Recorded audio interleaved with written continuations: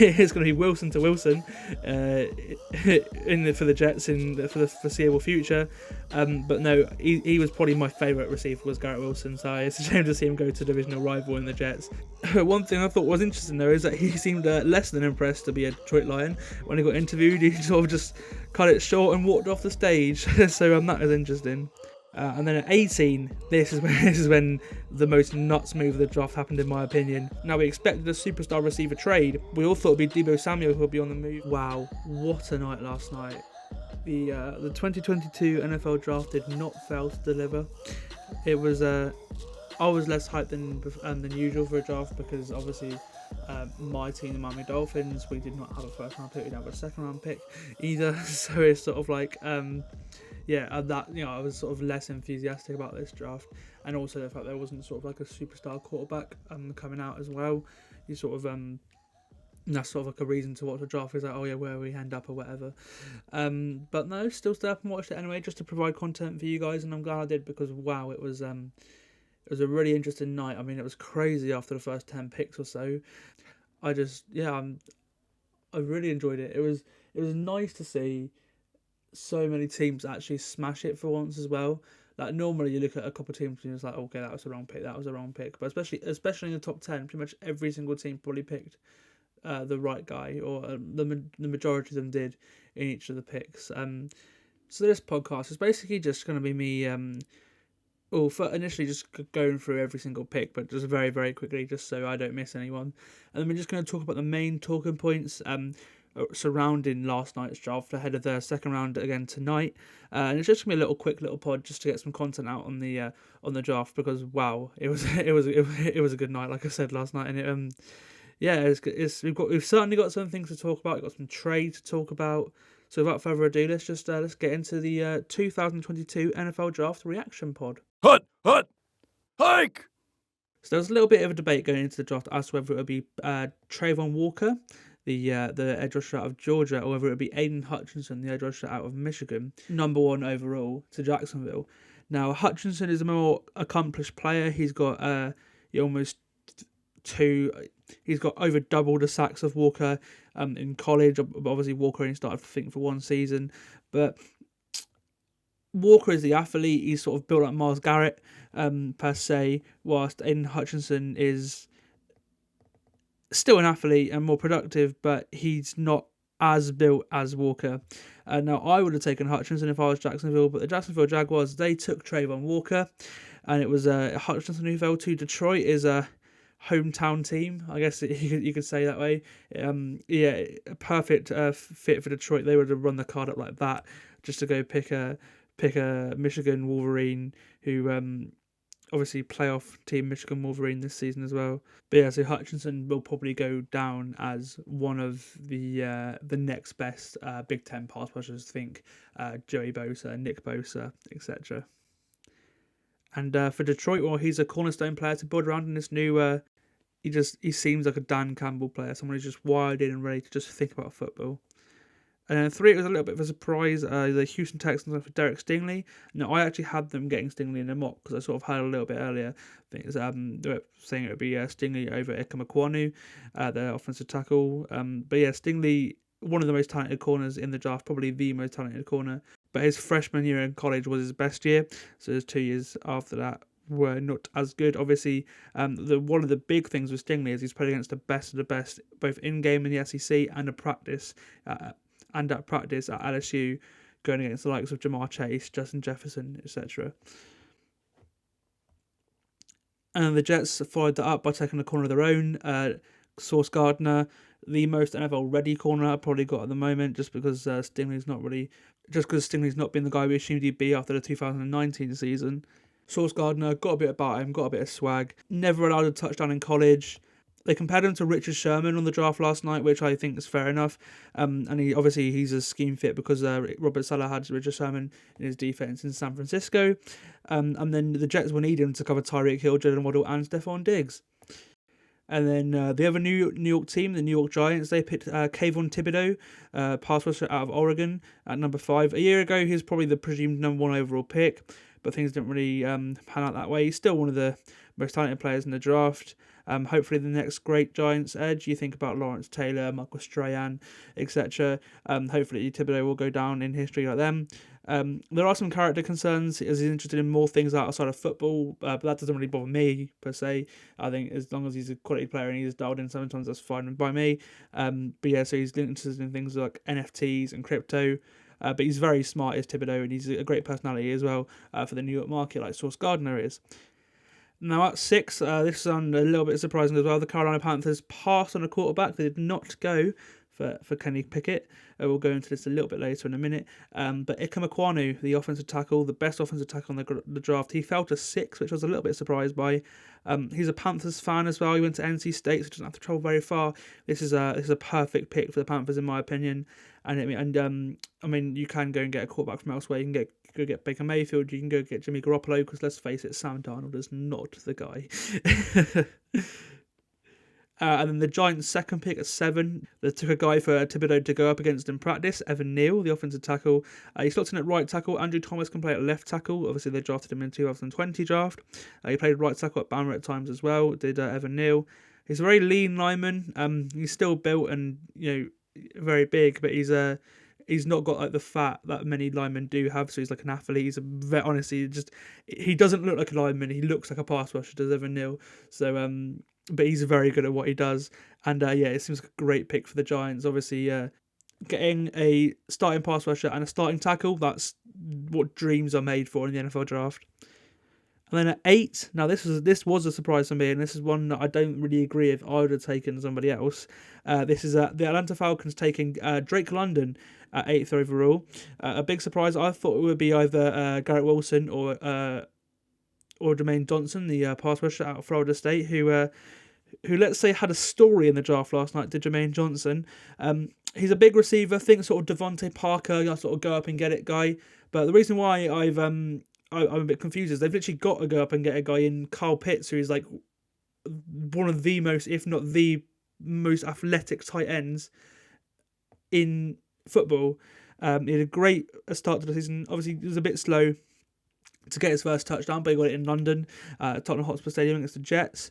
But no, Kyle Pitts, the fact they got Kyle Pitts in there and they drafted him at number 4 overall last year, I thought they would have gone for someone like Garrett Wilson, who is like today's receiver. Not built like a sort of AJ Brown, Deebo Samuel, but he's more like a Michael Thomas guy, just kind of there for completions. He's pretty quick as Garrett Wilson, reliable, and obviously he didn't fall too far. He did get picked a couple picks later, but in between that, Seattle picked Charles Cross, the offensive tackle out of Mississippi State.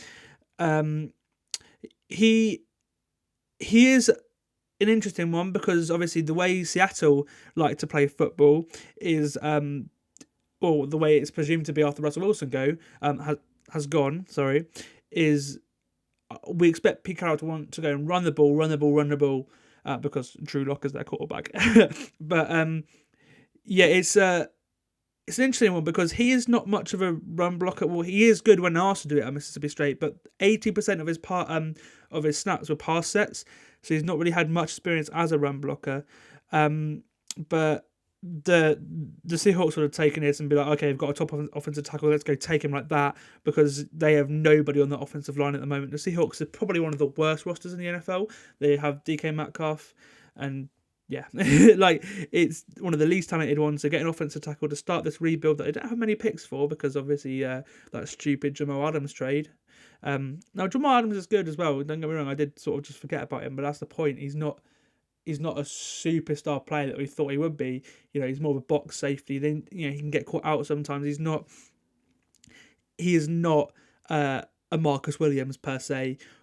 But so Cross was many people's favourite offensive tackle, and it's a very un-Seattle pick, I think, actually, to pick the right guy in the first round. Obviously, we've seen a lot of them, a lot of the sort of Seahawks reaches and recent guys in recent rounds. Towards the back of the first round, obviously, because they've been a sort of perennial playoff team for the last 10 years or so. This is a good pick for Seattle in the first round. And at number 10, obviously, I was talking about him just a minute ago. Garrett Wilson went to the Jets. The Jets smashed it. I hate it. We'll talk about it a bit more later. The Jets, Joe Douglas, GM, has smashed it. You got Zach Wilson, another weapon. They need another receiver as well to add to Elijah Moore and Braxton Berrios to compete in the division. Obviously, most of the teams have got multiple weapons. You think about Tyreek Hill, Jalen Waddle, Cedric Wilson. You think about Stephon Diggs and all the guys in Buffalo. And obviously in New England, it's not that way. And New England would be a bit gutted to miss out on the first round receiver, I reckon. Although they don't draft men very well anyway, so it's not like it, maybe they wouldn't have drafted a receiver either way at 21. But yeah, the Jets are in a good place. They smashed it, unfortunately for me. And then 11 was when it all sort of took a turn and the draft just went absolutely crazy. The first 10 picks were just kind of processional, and then at 11 it just went crazy. So the Washington Commanders traded the number 11 overall pick to the Saints for number 16, 98 and 120 in this year's draft. I didn't think it'd be for a quarterback because we've sort of heard the Saints are ready to win now because they've got a stacked roster. Other than at the quarterback position, obviously they have Jameis Winston, who is okay. He's probably a top 25 quarterback in the league, but he's not going to win a Super Bowl in my opinion. I might be wrong there, but yeah. But obviously I didn't think that they'd take a quarterback, and I was right. I had them trading up for either Kyle Hamilton or Jameson Williams at the time. I thought, okay, they's probably the best fits. But I forgot about Chris Olave, who they did draft at 11, and I like the trade up. Obviously, there's so many receivers. You're sort of like, oh, okay, maybe Olave could be the guy for them, and he was. The receiver unit at the Saints is like an interesting one because obviously Michael Thomas has barely played for 2 years. He's 2 years off pretty much. It's an uncertain position, like I said. So Olave fits in there. He's a speed guy, can get down the field.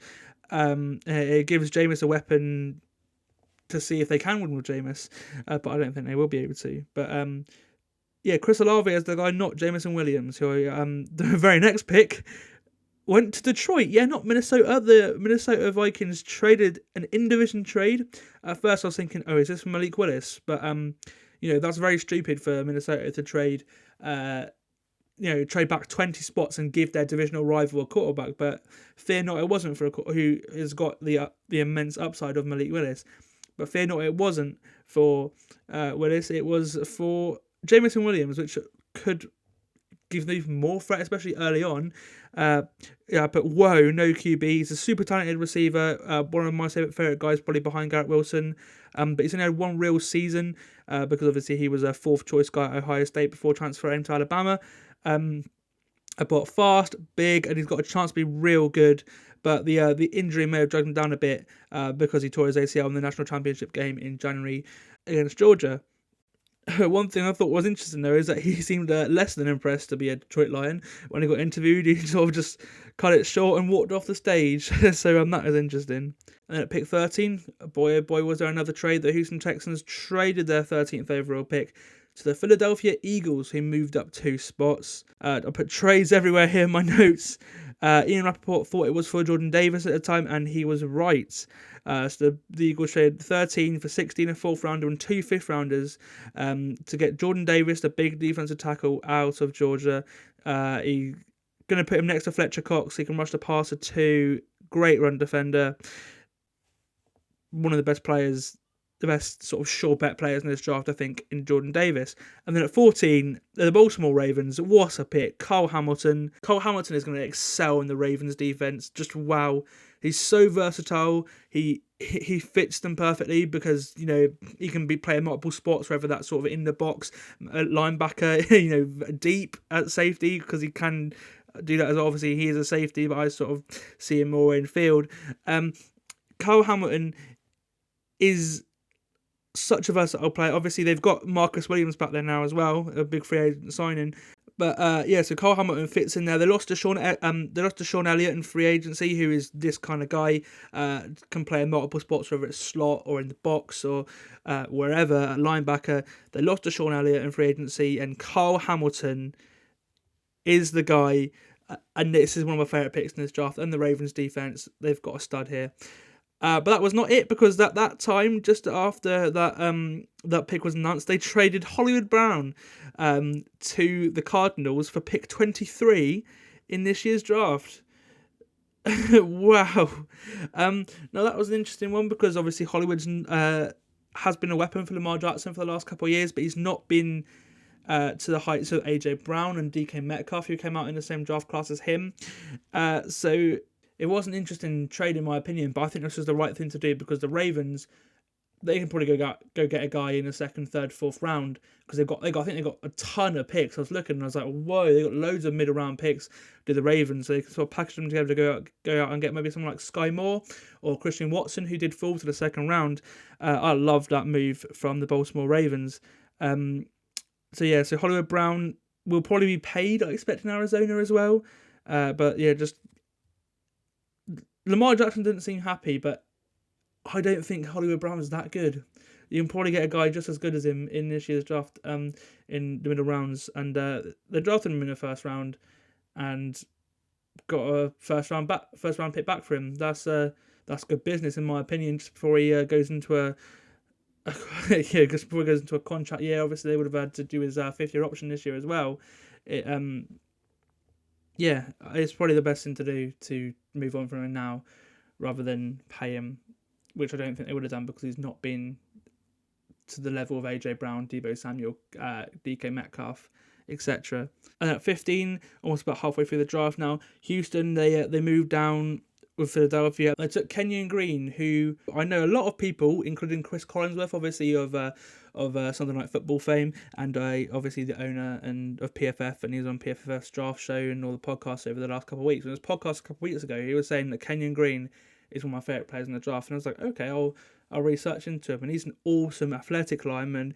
He's versatile, can play guard and tackle, as Collinsworth pointed out the other day. Good run blocker, and then pairing with Laramie Tunsil, God, you got a decent offensive line there for Houston to build around, whether it's Davis Mills or a quarterback in the future, maybe with Malik Willis in the second round, who knows.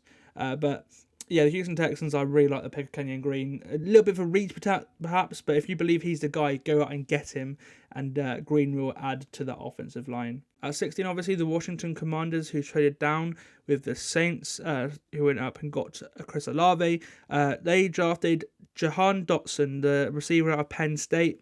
He's a slot receiver to pair with Terry McLaurin. A lot of people really like him. I mean, someone compared him to Antonio Brown, I saw, and I was like, okay, sort of steady on a bit, but he's that sort of small, quick guy, really reliable hands. I wonder where JD McKissick fits in now that obviously maybe they'll use him, both of them sort of rotate in the slot potentially, or maybe use him outside when McKissick goes from the slot. Obviously McKissick is a running back, but he can play everywhere, so we'll be interested to see how McKissick is used now. But obviously he can be used in the run game as well because he's a running back. But Jahan Dotson, reliable Jarvis Landry type guy in my opinion. Great to pair Terry McLaurin, and another weapon for Carson Wentz to use in the NFC East, which should be a lot better this year. 17, the Chargers got Zion Johnson, the guard out of Boston College, to add to the offensive line to protect Justin Herbert. Great pick. He's played at tackle before, but expect to be a guard, obviously.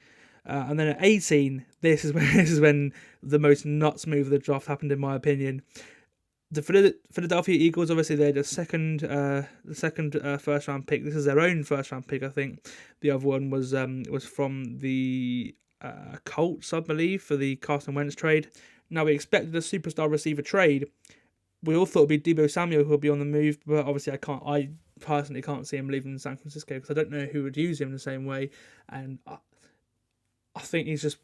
That's the problem with Deebo as well. I think San Francisco is just a perfect place for him to be. I can't see him leaving. When AJ Brown, on the other hand, I think he can be used in other offenses than the Tennessee Titans offense, and obviously he will be because he's now a Philadelphia Eagle. So AJ Brown is way better than any of the receivers available, but he will have to be paid. And then literally moments after I wrote that, AJ Brown got a new £100 million deal. $100 million deal, 4 years, so that's $25 million a year, one of the highest paid receivers in the league. Obviously, it's not Adams or Tyreek Hill money, but it's still pretty big. Still one of the biggest contracts in the league, obviously higher than the Christian Kirk deal, which kicked us all off, and $75 million of that were guaranteed. With the 18th overall pick, the Tennessee Titans took Treylon Burks, who's a sort of physically very similar. He can handle like jet sweeps and things as well. Can be used creatively. Obviously a big receiver, like I said, sort of physical. I don't think he's going to be AJ Brown though. It'll be interesting to see if he can be. Obviously Brown was a second round pick, Burks was a first round pick. But I think the receiver market has sort of driven a lot of receivers to be taken in the first round. Obviously, it's very hard to be AJ Brown, but Burks might be the guy. Obviously, Burks and 20 million off the salary cap is a lot more efficient than AJ Brown and 25 million in salary cap eaten up. So I get it. The Titans can use it to go get somebody else, maybe in free agency next year. But Treylon Burks, you're the Titans' probably number one guy now, because obviously Julio Jones did not re-sign. At pick 19, the Saints got their Teron Armstead replacement, bringing in Trevor Penning, the offensive tackle. It was needed, and then New Orleans come out with the offensive tackle and receiver that they needed in this year's draft. So they've had a pretty good draft. And then at number 20, the first quarterback was taken. And was it Malik Willis? No, it was not. It was Kenny Pickett, the quarterback out of Pitt, obviously. The first QB taken was Kenny Pickett. He balled out last year as a COVID senior. So the person who had an extra year of eligibility because of the COVID-19 pandemic. He's the most pro-ready quarterback. Obviously, he's a lot older than Malik Willis per se. And he will come in and compete with Mitch Trubisky right away. He's not got the upside of Malik Willis, but he's in a good organisation. He might be the best pick. Somebody who can just come in and play. I think Mac Jones in the Patriots last year. And obviously Pitt share a facility of the Steelers as well, so that he's been in the building before, familiarity. He doesn't have to move or anything. He's in the same city as he was before. Kenny Pickett to the Steelers. I kind of like it. I would have gone Willis personally.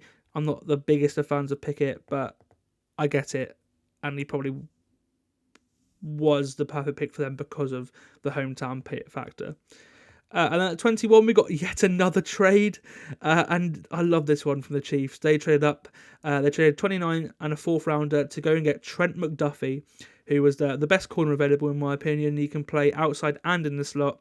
And the Chiefs' defense needed tightening, basically. They're without Tyrann Mathieu, and obviously Justin Reed's come in, but Matthew was a lot more versatile in that aspect. So bringing in Trent McDuffie, he can play in the slot per se, and he was one of the best defensive players available as well. I thought it would be a wide receiver though. Obviously the Chiefs, who have seen all the best receivers in the draft go and fall off, and sort of not be happy with any of the ones that are left, they go defense, as do the Green Bay Packers at 22, who go out and get Quay Walker, the second Walker to be drafted in this first round, and Green Bay do not go for a receiver as the best six guys have gone. I've just said with Kansas City. Quay Walker is a unique linebacker. He can play in different spots. Nakobe Dean, his Georgia teammate at linebacker, was thought to be the better of the two guys, but he is falling. I think there might be like an injury or something. I'm not entirely sure there. But the Packers get another guy to come in on their defense. I think it's going to be a lot more defensive driven this year, with Devontae Adams on offense. And he goes next to Devondre Campbell, who had a great season last year. I like the pick for the Packers, but I wonder how Aaron Rodgers really feels. He said on Pat McAfee last night that he gets it. They only had 6 first-round grades, and all those guys went. But obviously, no Devontae Adams. Sammy Watkins is in there, but they're going to need another receiver. Maybe they'll get it in the second or third round. But Christian Watson's on the board. Sky Moore's still there. George Pickens is still there as well. There are some receivers still on the board. And there'll be some later on day 3 as well. So at 23, the Ravens, who obviously just acquired that pick in the Hollywood Brown trade, they moved that pick again to 25, with Buffalo coming up and giving up a 4th to move up 2 spots. Now, everyone was thinking, who the hell are they coming up for? They're coming up for a running back because they're jumping Dallas, who obviously have 2 really good running backs, so they're not going to take a running back in the first round. And that was Buffalo's biggest need. But the second biggest need was at DB. Obviously, you're going to need someone to cover Tyreek Hill and Jalen Waddle. Obviously, Trey White's their big guy. He'll probably want Tyreek Hill. But Kaiir Elam, the corner out of Florida, the pick makes Buffalo the second AFC East team to take a corner in this year's draft. They're adding speed at corner, and obviously it's needed with the receiver talent in the division. They don't have many needs, and they probably will address running back later. But I think it's a good pick for Buffalo, especially as Tre'Davious White may not be back early in the season, obviously because he went down with an ACL injury. At 24, the Dallas Cowboys picked Tyler Smith, interesting offensive tackle, one who wasn't actually expected to go in the first round, but there was a little bit of talk maybe he could sneak in there, or he did sneak in there. And the Cowboys O-line isn't what it was when they had the likes of Travis Frederick in there, and when Lyle Collins was at his best, and when Zach Martin was at his best. That offensive line in Dallas was probably the best of the league at the time. But it's not what it is now. They did have holes in the offensive line, and Tyler Smith was slot in there and helped protect Dak Prescott. And at 25, another offensive lineman went. This time it was Tyler Linderbaum, the center out of Iowa. He is the best center in the draft. Interior O-line was a position of need for the Ravens. They've not really been the same in that spot, whether it's center or guard, since Marshall Yonder left. And they seemed very happy with the pick, and I don't blame them, because Lamar Jackson has got another offensive lineman, someone he can potentially even run the ball behind more when they doesn't have the likes of Hollywood Brown there. It will be interesting to see how the new Ravens offense will look next season. But yeah, Tyler Linderbaum, very good pick and very good value pick as well for Baltimore. So I like it.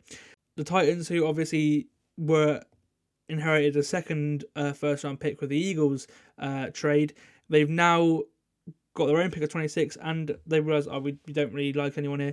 We're going to trade back with the Jets, who go up and get Jermaine Johnson, who was, I think it was Daniel Jeremiah's 8th or 9th best player in the draft, and he fell all the way to 26.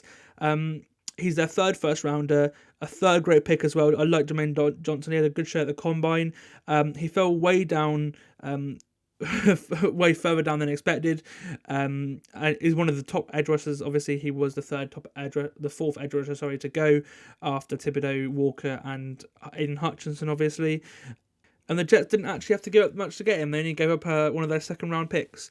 So, yeah, I really like the move from the Jets. Obviously, getting a pass rusher, a corner, and a receiver, three of their biggest needs in the draft. Fair play. And then, Tampa Bay traded their 27th pick. All the interior offensive linemen that I expect they could go up and get to replace the likes of Ali Marpet have gone. So they trade that pick to Jacksonville, who come up back into the first round again to take Devin Lloyd. He's one of my favourite players in this draft, is Devin Lloyd, the linebacker out of Utah. And just think about it, pairing with Trayvon Walker and Josh Allen, they've got a very athletic defense. And those three guys all can obviously rush the passer as well. Walker and Allen as the main pass rushers, but Devin Lloyd is a sort of like a Micah Parsons model. He's a massive, really athletic player. He can cover. He's more an off-ball linebacker, but Devin Lloyd, I like this pick to Jacksonville. I really do. And a nice little tool to use in that defense. And obviously he had the moment of the draft as well, especially when on the stage anyway, where he lifted up Roger Goodell, the commissioner. That was very funny. And then we've got sort of a bit of a run here of defensive players. And then Green Bay at 28. Obviously took Quay Walker at 22. They're not going to draft the receiver because there's not value there. So they go for Devontae Wyatt, the second best defensive tackle, out of Georgia as well. He's one of the best players available. All the best receivers are taken. They don't see more Watson as first round grades, obviously. They'll find one later in the draft. But Devontae Wyatt, massive guy. Again, he can rush a passer as a defensive tackle as well. Not to the level of Jordan Davis per se, but he's still a very good player, still got a first round grade on him, and another weapon for Green Bay to have on that defensive side of the ball, which will be crucial come playoff time, I expect, this year. And then 29, the most New England pick ever, Cole Strange, the guard out of Chattanooga, to replace Shaq Mason, the highest ever player out of Chattanooga to be drafted, which is hardly expected. It's a guard from New England to replace Shaq Mason, who was weirdly traded to Tampa Bay in the season and in the offseason. Really didn't get it. Very New England pick, and he was expected to be a mid-round guy. And one of my favourite things from last night was seeing the reaction from Les Snead and from Sean McVay when he got drafted. They were like, "Oh my god, we could have got him at the fourth round." In the fourth round, we were looking at him getting him in the 140th pick or whatever. That's what they were saying, and it was very funny just to see the reaction. I don't even know what that was. Was that a press conference that McVay and Sneed were doing during the draft? I obviously didn't have a first round pick, but yeah, that reaction from the two of them when one of their sort of, I guess, favourite players that they could have got in the middle rounds went number 1 to New England, a very Belichick pick. That's all I'm saying. At 30, Kansas City smash it again, going out and looking at George Karlaftis, the edge rusher out of Purdue. Another good defensive pick for Kansas City. He's not been playing football for very long because he only moved from Greece 8 years ago, but he was the best player available at the time. I thought he would go a lot earlier, so I'm surprised he fell to 30, but think about it, Frank Clark isn't the same anymore. He was on $30 million a year at some point. They need a pass rusher when they finally move on from him, and Karlaftis will hopefully help that Kansas City defense, which will be much better this year, I expect, even without Tyrann Mathieu in there. So at 31, the Bengals address their biggest need in the secondary. Obviously, they have Jesse Bates and Von Bell, but the corners, God. And they dropped safety Daxton Hill, but he can play in the slot, and I think he probably will play a lot in the slot with Daxton Hill out of Michigan. Put here, Hill can play multiple spots. Awesome pick. A lot of people had him as a first rounder, so did I. But I think Daxton Hill, well, from what I've seen anyway, I've not really seen much. I can't really lie about that. But from what I've seen before draft, I've sort of been looking at players for a couple of weeks or so. Daxton Hill was a first rounder in my opinion. But yeah, awesome pick for the Bengals. He can slot inside in the slot when they've got a 3, or maybe even like a 3 safety set where they've got Bates, Bell, and Hill. Basically, he's a versatile defensive back to use. They could have gone for a corner, but I guess the value's not there, so they're going to roll with Eli Apple again. Yeah, I like the pick from the Bengals. And then at 32, Minnesota go out and get Lewis Cine. They got back-to-back safeties taken towards the back of the draft. He's the 5th Georgia Bulldog on defense to be drafted, which breaks a record. And it's one of their biggest needs filled, which is enough said, really. I think the Vikings smashed it at 32. Filling a massive need for them. They'll be looking to get in. They're looking to get a corner early in the second round, I expect, or maybe trading out for someone who can come up and get Malik Willis. So a couple of takeaways before we get any further. Before we go and just sort of wrap it up and chat more about some of the biggest talking points. So Malik Willis and Nakobe Dean, 2 expected first round picks, sort of top first round picks, not like top 10 per se, but someone you expected to go sort of the mid-range, maybe between 11 and 25 per se. Malik Willis and Nakobe Dean, the 2 of them did fall out of the first round. Now, I don't know about Nakobe Dean. Obviously, Quay Walker went ahead of him. Devin Lloyd went ahead of him. Some people had him as a number 1 linebacker, and he's a 3rd linebacker out of the 3rd linebacker to be drafted, and he fell out of the first round. But some team may have incredible value there, getting him in a second, perhaps. And then many teams obviously believe that Malik Willis is not pro ready, which I get. He's played at a small school. There are some things that you would like to be better at quarterback, but you can't deny he's got a ton of upside, the arm strength, the athleticism. I expect someone to go take him very early in the second round. I'd be interested to see how far he falls, though. I can't see him falling sort of beyond 40, maybe, pick 40. But I am intrigued to see where he goes. But yeah, that's my sort of thought on every pick briefly.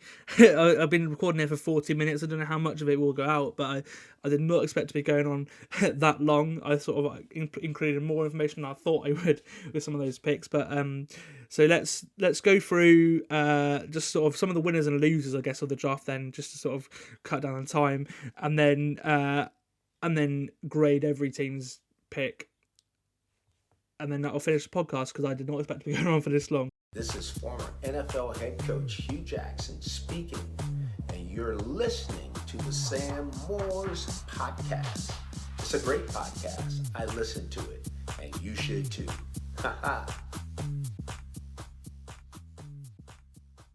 Okay, so let's go for winners first. So I'm gonna go 2 winners, 2 losers. So the winners, let's go for the New York teams as one winner. Both the New York Jets and the New York Giants completely smashed this draft, in my opinion. At 4, the Jets went out and got Sauce Gardner, probably the best pick I expect on the time. Obviously, they could have got a pass rusher, Thibodeau perhaps, but there is so much speed in that AFC East now. You've got to cover it. Basically, just adding another piece to the Jets' defense. The Jets need him to cover the likes of Hill, Waddle, Stephon Diggs, and yeah, I really like the pick. So that was one of the best moves. And then at number 10, the second pick, they didn't move all their original 2 picks. It was an awesome pick to go out and get Garrett Wilson. They got Zach Wilson, another weapon. It's going to be Wilson to Wilson for the Jets for the foreseeable future. But no, he was probably my favourite receiver was Garrett Wilson. So it's a shame to see him go to a divisional rival in the Jets. They smashed it with that one. And then the Jermaine Johnson move. I saw a report today that Joe Douglas is calling every team from about 15 down, asking to move up, just watching Jermaine Johnson fall, and they finally got a deal done at 26 to Tennessee and got their edge rusher. So they are just 3 of their biggest needs. It's a great draft for the Jets. Be interesting to see if these actually pan out though, because a lot of the first round picks have not panned out in recent years. And then as for the Giants, they got one of my favourite people in the draft in Kayvon Thibodeau. He was. If you told me a year ago they'd draft Evan Neal and Kayvon Thibodeau in the same draft, you'd think people would be nuts, because those guys were both in number 1 overall pick, contention at some point over the last 18 months or so, were Evan Neal and Kayvon Thibodeau, and the Giants have got both of them. That is a super draft from Joe Shane, the new GM in New York. And then the other winner, I'd probably go for the Baltimore Ravens. I've got into it in a little bit of depth, but just a minute ago. But the fact that they got 2 of the best players in the draft without drafting them in the top 10, without giving up anything. They got an extra first rounder for giving up a receiver who they could probably replace in the second round. It's so Baltimore to smash it on those 2 positions as well, at sort of safety / linebacker and at centre. That it's just, it's got, whether it's Ozzie Newsome or Eric DaCosta nowadays, it's just got Baltimore written all over it, and I love it, and they've smashed it. And the Ravens are going to be an exciting team to watch next season. Obviously, with Lamar back to full fitness, or health, shall I say, and having more of a run game, obviously, because all their running backs went down. The Ravens, they were so injury depleted last year. It's amazing they won as many games as they did. So yeah, the Ravens back to full health next season will be scary, in my opinion. And then as for losers, there aren't many, there really aren't many. A lot of teams did smash it in this year's draft. I'm gonna go for the Packers, because even though they have got 2 good defensive players, they were hoping to get a receiver, I expect. They obviously did a lot of work on the 6 guys they had first round grades on. They need to replace Devontae Adams, who is one of the best players in football. I hardly doubt that Quay Walker and Devontae Wyatt are going to become one of the best players in football. They still need to go out and get a receiver. Obviously, the salary cap is crucial in that. Adams didn't want to sign a new deal anyway. He wanted to go back and play with Derek Carr. Obviously, he played with college in the Raiders. Obviously, Vegas is an attractive spot anyway to go and play football in, for obvious reasons.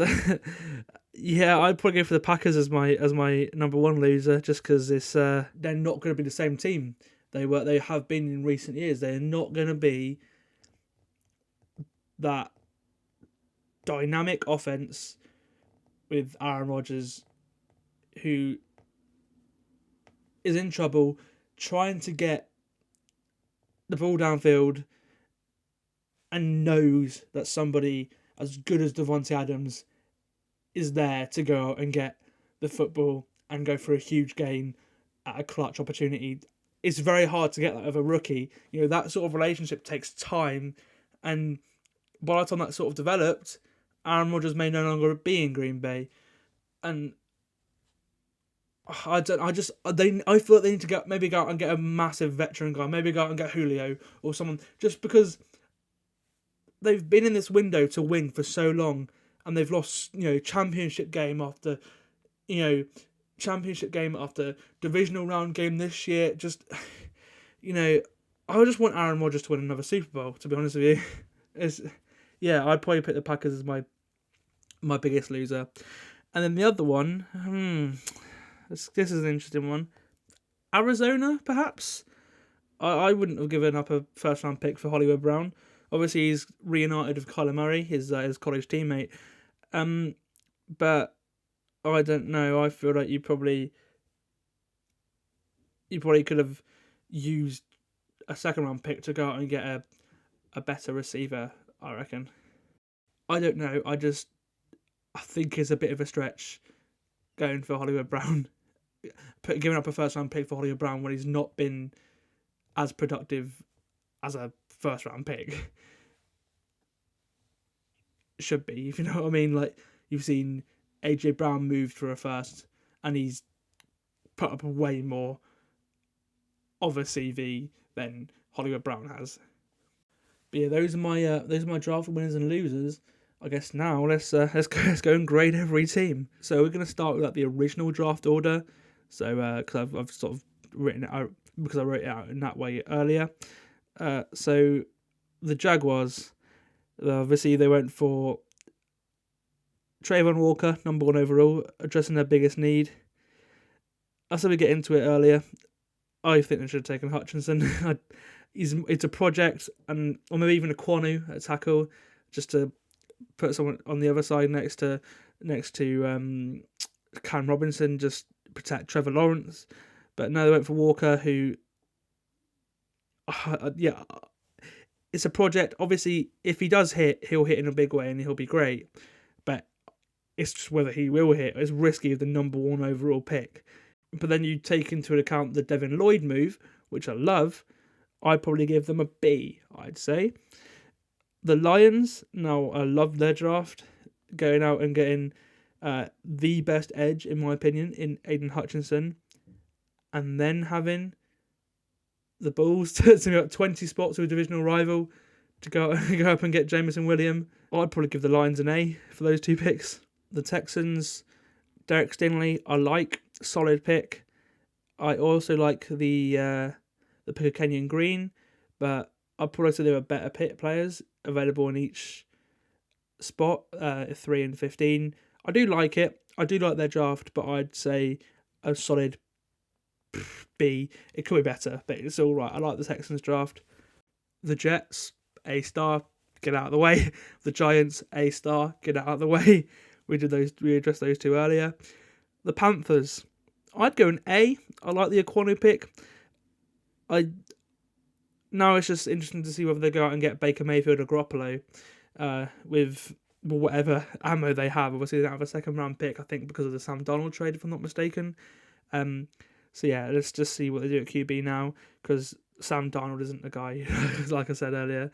So Panthers probably give them an A for the Aquanu pick. The Falcons, I'll give them a C for Drake London. All right, I would have gone for Garrett Wilson personally, but I get it. The Seahawks, A, love the Charles Cross thing. You needed him. The offensive line is terrible. Yeah, an A for the Seahawks. The Commanders, probably the best pick at the time. Jahan Dotson, get someone to pair Terry McLaurin. Another A. Honestly, I think these teams have smashed this draft personally. The Vikings, Lewis Sine, 32. I guess maybe they probably might have taken Daxton Hill because he was a better safety, or presumed better safety anyway.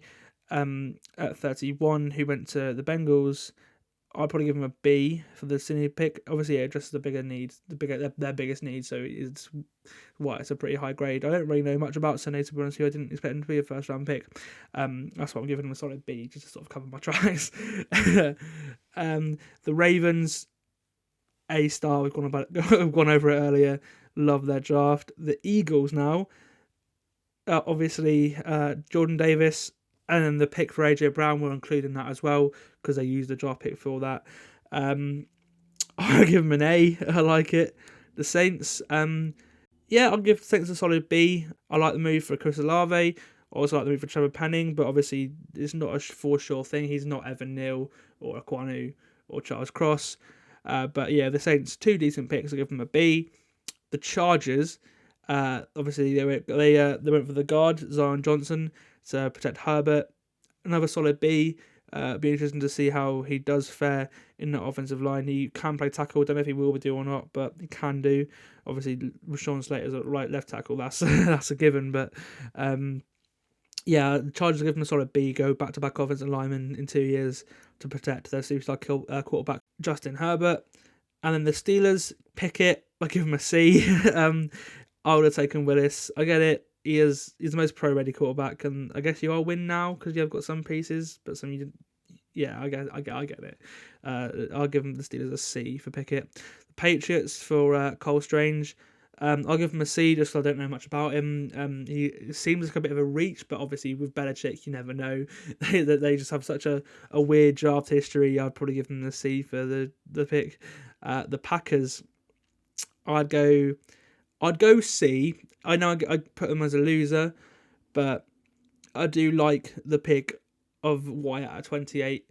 2 decent defensive picks, but obviously I think they would have been hoping for a receiver, so I give them a C for that. The Cardinals didn't do a pick, so we won't grade them. The Cowboys, they upgraded the offensive line. Obviously Tyler Smith, don't really know much about him, but I think it was a bit of a reach from what I've heard, so I'll probably go for a C. But I would have gone for an edge rusher. Obviously, they lost Randy Gregory this offseason, so I think that probably would have made most sense. So that's probably why it's more of a C as well. Because, but yeah, I'll give the Cowboys a C. The Bills, Kyer Elam. Didn't really talk about much with Kyer Elam really, but just a corner for to play against the rest of the AFC East, which is just loaded. I'd give the Bills a B for the Kyer Elam pick. The Titans, the trade on Burks, I give him a C. I don't think he's going to be AJ Brown, but he probably was an all right pick at the time. I think they probably could have demanded more for AJ Brown as well. So I give the Titans a C for the Burks pick. The Bucks didn't make a pick, so we'll scrap them. The Chiefs, I'll give them an A. I love the 2 picks on McDuffie and Karlaftis. And then the Bengals, give them a B for the pick of Daxon Hill. So that pretty much wraps up the bonus NFL draft reaction pod. I really enjoyed doing this. It was nice to chat football. I've not done it for a long time since the free agency one, which was the first episode. Obviously, this is episode 5 of the SJMoores Podcast. But yeah, I really enjoyed this. Thank you for listening. If you have got this far, be sure obviously to follow the socials, get in touch as well if you have any differing opinions to me. But yeah, thank you for listening to the podcast. Have a good rest of the day, everyone. Goodbye.